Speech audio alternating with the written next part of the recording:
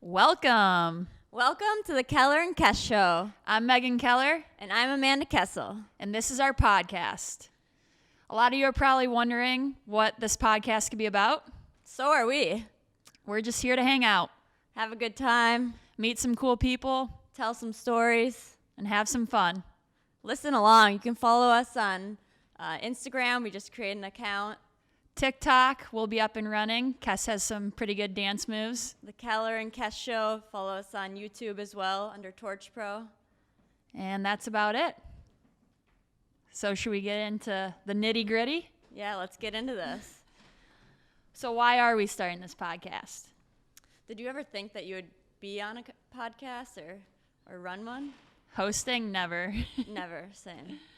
I think, being an athlete, we haven't had the opportunity to tell our story that often. And when people do tell their stories, it doesn't get out there that often. So I think it's a unique opportunity for us to be able to share our story, share other stories, and teach people along the way. Yeah, I think we have such a great time as road roomies on the road, and we've developed a lifelong friendship over the years. And like you said, I think it's going to be a lot of fun to showcase our personalities and also allow people to see that we come from different backgrounds. We have different stories, just like a ton of other athletes. We all end up in similar positions and have become super successful, but it took a lot of different paths for us to get here, and I hope that our listeners get excited about that. Yeah, I'm excited. I am too. What do you hope that we accomplish from this? I just hope that we're able to inspire our fans and the next generation of hockey players, but also are able to grow our sport and gain more traction and bring some new faces to women's hockey or to other sports, and just sort of get to share these stories of athletes from across different backgrounds and to see how they got to where they are and different industries, and it should be a lot of fun. Yeah, and I know that you've worked with TorchPro in the past, and you've done some work with them before. So why TorchPro for this podcast? Yeah, I mean, one, we wouldn't even know where to begin. Like, we probably would not be doing a podcast without TorchPro. But it's been amazing to work with them. They are so supportive of women's sports and just the athlete's voice in general. You see a lot of their content. They really push to help athletes create their own brand and really utilize their own voice. Yeah.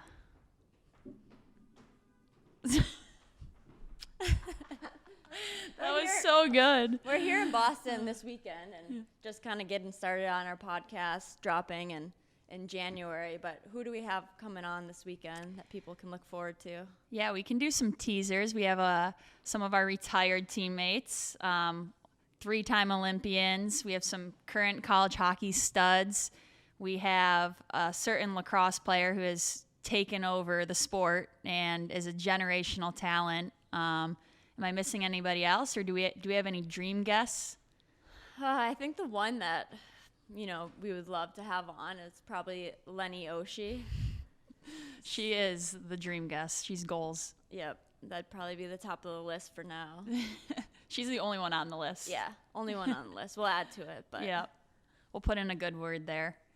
So, what will the setup be of this podcast?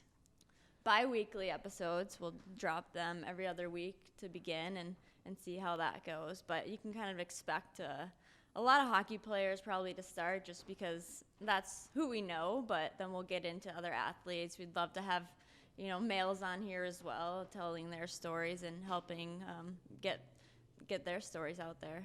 Yeah, I think that's going to be the cool part about our podcast is we're not just going for strictly female ice hockey players or just hockey in general. We want a wide variety of athletes who have been successful to hear about their individual stories and their backgrounds. And because it all comes full circle, I think we have a lot in common at the end of the day. And we've talked about kind of sharing other athletes' stories, but maybe we'll share a few of ours. And, I didn't really know you growing up. We're a little bit of an age gap. We are an age gap. How old are you? I'm not going to announce You're that not going to disclose? I can't be telling listeners I'll share that mine. yet. I'm 26. and I'm about 4 to 5 years older than her. Do the math. Yep. So I didn't know you till I was probably, 25, 26? Yeah, 2017, Yeah, right? 2017. So I was a junior, or I guess 2016, when I was Yeah. a sophomore in college, and you were a super senior. Came back after, having a concussion for 2 years and got to play 10 games. She was the oldest college hockey player to ever suit up in the NCAA. That's a lie. I don't know. You're up there. That is a lie. But we met in the national championship game, and that was our first time meeting / playing against one another, and you scored. Meg, Yep. yeah, they were undefeated. Boston College was undefeated going into this national championship. And I think Minnesota, we had done that maybe 2 years Yeah, you guys prior. actually did it. For the first time ever.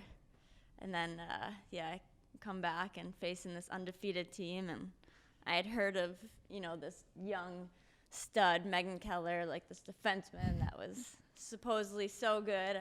Couldn't wait to play her. Not that game. No, I remember you. I was on the ice when you scored. I remember you stopping Yeah. me. I was trying to go wide and right away, nope, shut me down. I was like, oh, she is good. Well, Minnesota ended up taking home that national title, and I believe our papers, Scrupa can attest to this, on the BC Heights, it was 40-0 and no. It was the name of our school paper. Tough. Yep, so we didn't quite come away with the undefeated season like you guys, but that was our first meeting, and then we actually became friends at the Olympics, I'd say. Yeah, we started bonding really throughout that first year in 2018, becoming teammates. My second Olympics, your first. Mm-hmm. We weren't roomies yet at that point. I was taking advice from Kess at the Olympics. Yeah. I don't know if that was the best advice to take, but We had fun. we had a lot of fun. We saw a lot of other athletes and events compete. I think we saw a lot of figure skating up in the mountain village. Speed skating. Short track is so fun to watch. Yeah. So cool. But it really made the whole Olympic experience. It makes you realize, once you're there, how fun it actually is to go and see all the other top athletes from around the world competing. And it makes you just feel really grateful to be where you're at, and it kind of fuels your whole entire Olympics experience, I'd say. And obviously, winning gold like that just adds the cherry on top. It's way more fun because we stay there after the Olympics. A lot of people have to get out right away because their countries either won't pay for them or they won't allow them to be there. But we're lucky. We have 3 full days. Yeah, we get 3 full days after we've competed to either watch the men's side, do whatever we want. So after we won, me and Meg, we had some fun there in Pyeongchang. We did. I think we were voted the party captains Yeah. of the squad. Because I was you never know when you're going to be back at another Olympics.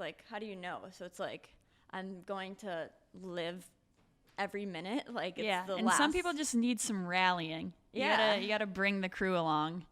So we I think the final 3 nights, me and Meg would be out till 8 a.m. in the morning. Yeah, the best part was McDonald's in the village, and you'd leave after being out with all the other athletes, your family and friends, everybody who stayed over there celebrating, and you'd want some food afterwards, but you'd go to the McDonald's and you'd realize you were at breakfast. Yeah. In the morning, it was 8 a.m. Other athletes are coming in preparing for their Ovi. competition. Yeah. We saw Ovi in the McDonald's line. Yeah. Or no, Datsuk. Yeah. Sorry, not Meg Ovi. had been waiting the entire Olympics to meet Datsuk. All she wanted to meet. We never saw him. And all of a sudden, the last night, we were the only 2 to go out. And, we're walking out of the dining hall to go back to the dorms to, get on a bus and leave the village. And all of a sudden, we run into Datsuk, who had just dropped his ice cream. His ice cream right on the floor of the dining hall. I got a picture with him and the ice cream. Yep. And Yep. he ended up taking our pictures by the ring, so. Yeah. But Yeah. we have a ton of cool stories, and I know a lot of our guests will as well. So that's the whole goal of our podcast, I think, is to share these stories, show the the different personalities that we have and around all these different sports, and also bring that inspirational side, just a good balance, because I think that's how both of us are. Mm-hmm.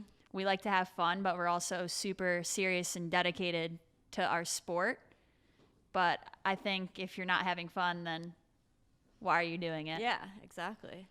And obviously, like, people see like all our success and think everything is easy and don't quite know what you've gone through. And I think everybody faces challenges, but they're all a little bit different, you know. And I know your path, we kind of talked about like what was your it factor, mm-hmm. Why are you who you are today, and what made you so successful? Yeah, this is one thing that we want to do across all of our episodes that Kess came up with is our it factor. And any guests that we have on, we want to see and understand why they think they were able to be successful, or what that certain component inside themselves allowed them to get to where they are. And so we were talking about what ours were.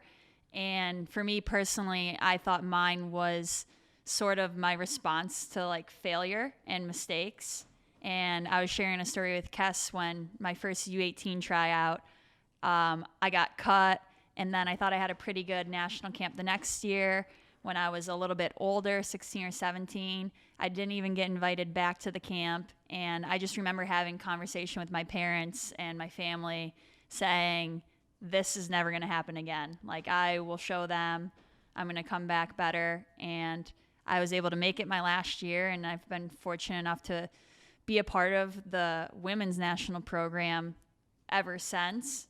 And even just playing, when I make mistakes out on the ice, those things are going to happen, but I almost get fuel from that and play better after those, because I don't want to let down my teammates or my family. I want to help the team win as much as possible. So I think that's one thing that kind of drives me, is just learning from those mistakes and failures. I think that's so cool that like you are actually better after your mistakes, because a lot of times people like dwell on those mistakes. And I know for myself, especially earlier in my career, like I'd make a mistake or a bad play and I'm thinking about that for a while, which obviously affects you, mm-hmm. But the fact that it kind of fuels you, I think is really unique. Yeah, I definitely don't want to have to make mistakes to play well.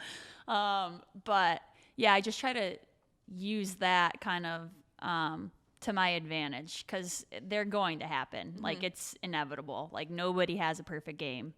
And ever. in talking about, like, I'm going to call you out here, but just at this past World Championships, actually, Meg was called out by our coach, like, in front of everybody in the locker room to step up her game and, you know, pumping her tires, too, like, saying we're not going to win if Meg isn't at her best, which is true. Like, yeah, it was a pretty rough first period for me. But she came out and scored then, like, and maybe it wasn't her favorite goal ever, but it found a way in the back of the net. We don't need to put this goal anywhere. Like, it can get deleted, but whatever. It went in the back of the net, and that's all you can ask. And we ended up winning, and I have some pretty great teammates, I'd say. That's like one of the best parts about playing a team sport, is like you have 22 friends, like, right off the bat, who are going to have your back no matter what, because you all have the same common goal. Like, you want to win, and like you want to be the best for one another. And so when mistakes like that happen, it's super easy to rely on your teammates, because it's not just you out there, which is really cool. Kess is one of those great teammates. She's bad at taking compliments too. So what is your it factor? I think for myself, my it factor is kind of never being good enough, always wanting to be the best, like, no matter what. I could have one of the best games of my life, but I still, like, don't think I'm good. So I think I've had that since I was young, and I'm always kind of pushing for that next level. And, you know, sometimes it could be a little bit of a downfall, like, with your confidence, but I think that's kind of what's fueled my career, is that I've never thought that I'm good enough still to this day. Like, I always want to be better. Mm-hmm. And I think that's what makes you one of the best. I mean, even when we've been on the team for so long, like, I think you feel the same way. You can attest to it. Like, sitting in those rooms waiting to hear if you've made the team or waiting on a call, like, it does not get easier. Like, you never feel like you have a secured spot. There's always going to be younger players coming up behind you, and you never take your foot off the gas, and you're already one of the best women's hockey players to ever play, which is pretty amazing. But you just continue to get better, even in your old age. Thanks, Meg. Thanks. I appreciate it. You're welcome. Enough about our stories. I'm ready to get going with this podcast and get other people on here and tell their stories. Yeah. Let's I'm tired of talking. Let's have our guests do the talking. So everybody can follow along on YouTube, TorchPro, Instagram, the Keller and Kess Show, and possibly TikTok. Yeah, we'll see about the TikTok. Yeah. That one was floated, but we'll see if that happens and we make an appearance. And then you can also listen on Apple and Spotify. Like and subscribe. All right, we're going to end with a fun little segment that we plan to do with each of our guests. We're going to call it the Starting Five. And this week we are doing TV shows. Do you want to go first? Yeah, I'll start with my... I know we're not going to pick the same, so... I think right off the bat for me, I have Grey's Anatomy. Oh, that's kind of a shocker. It's a throwback. Loved that one like in high school. Breaking Bad. I have to throw Love Island in there. Like, just die-hard reality fan. Of course, she's always watching that on the road. A lot of episodes. What else here? She claims she doesn't watch much TV. I don't. Because of her job. I have She's too busy. I have 2 jobs. She Meg. shames me for watching TV. So I got 3 so far. Who's in your starting 5? Peaky Blinders, Ooh. Yellowstone, recently Stranger Things. I have to go with a throwback, Law and Order, Ooh. SVU, only that one. And then, do I go reality TV? Oh yeah, you love The reality Challenge. TV. The Challenge? Yeah, MTV, The Challenge. You love a good summer house. I kind of want to go on like, it. I love The Challenge too. It's a great one. I think my final 2 then are going to be Prison Break and The OC. Oh, The OC's good. I just watched that. Some throwbacks there. There are some shows that you threw out there that I don't think I've ever seen you watch. Like Breaking Bad. Because it's an old one, but it's still in my top 5. All right. I'll give you that. Can't break into that. So I'm interested to see what other people's top 5 TV shows are. Yeah, we may get some good ones. But yours are like, you're in a different time period here. It's like... Me? Yeah, you either These want are to like be in the the most- Wild West or like... These are like the most popular shows out there. I don't know about that. Like... in Peaky top- Blinders and Yellowstone are top 2 5 shows. ever? Like, I don't know. Those are tough, but... Yeah, well, ever is kind of hard. I was going recent. Oh, okay. That was my strategy. Okay. It's a little different then. Yeah, all right. Whatever. We'll see what the listeners say, but I think that's it for episode 1. I think that's it. So you can find us on TorchPro's YouTube channel. Listen to us on Apple and Spotify. And follow us on Instagram, the Keller and Kess Show. Keller and Kess Show. Maybe TikTok. Episode 1, baby. Let's In the go. books. Woo!